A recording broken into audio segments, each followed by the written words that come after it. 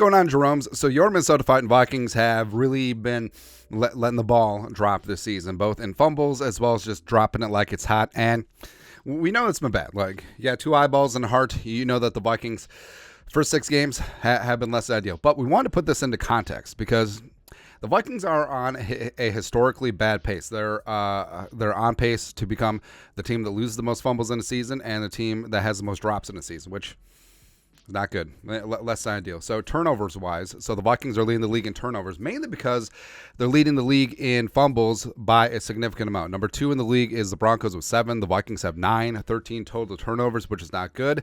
And also not helping the turnover battle is the Vikings defense only at 6, which is bottom third of the league, 3 fumbles and 3 interceptions. And what's even more just flabbergasting and confounding is that the Vikings' 4 losses, they all lost a turnover battle, and it was just like, that's what's so frustrating, man. Where the Vikings, lost a turnover battle against the Bucs, they definitely gave it away against the Eagles, who they should have beat.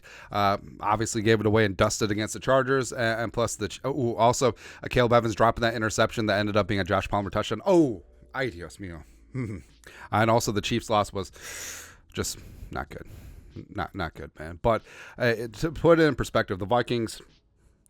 The fumbles are bad. Turnovers obviously bad, but the drops are absolutely murdering this team, killing them.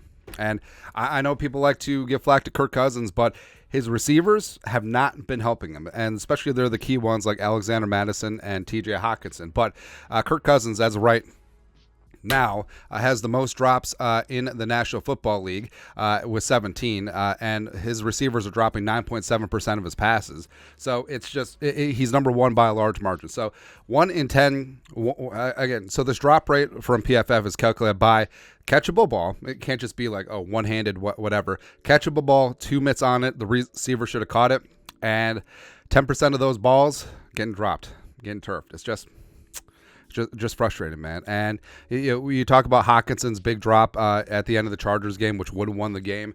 You talk about the drop that Madison had on that screen pass against the Chiefs that he probably would have walked into the end zone and tied the game. And again, these are game-changing things. And turnovers are a little bit more obvious, but just these back-breaking drops just are really frustrating, man. Absolutely. And also, Hockenson had a big one against the Bears where it was like 1st and 20, 2nd and 20, and he dropped it right at the sticks. It's just like, got to start bringing those in, man. Got to start bringing them in. And again, what's really tough is that they're key players. I mean, Madison, starting running back, has 5 drops on the season. He's dropping 21.7% of his catchable balls, which is no bueno. Hockenson dropping 10%, but also he's getting a ton of volume. And also, so at PFF, this is how they count them, 17. I actually have Madison, which we spelled his name wrong. Madison at 6 and Hockenson at 6. So it's even worse than you would think. It's like, so again, PFF's drop calculation. So they don't count Jordan Addison's dive up the sideline where he technically did get 2 mitts on it, except it was really a low percentage ball.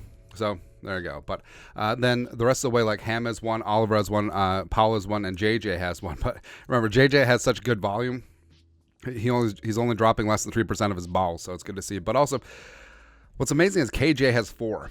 And KJ hasn't had a ton of targets and a ton of work this year, and he had a couple of key drops early in the season, and a couple of them were on 3rd down. But right now he's dropping 19% of his catchable ball, so got to improve there. And it's so simple and simplistic. Like, literally, Vikings hang on to the football, don't fumble it, and catch the ball when you can. I mean, sometimes football is really complicated. Sometimes it's as simple as that. And again, the frustrating thing is that this team is like a clown's fart away from being minimum 3-3, probably 4-2, maybe even 5-1, maybe even 6-0.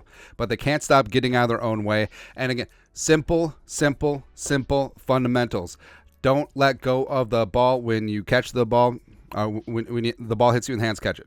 That's all, man. That's all. Where hopefully the Vikings will get their ish together and we'll go from there. But your thoughts are thoughts. Drops and fumbles are killing the Vikings this season. Let us know in the comment section below. Subscribe for daily Vikings takes. Want to support the work?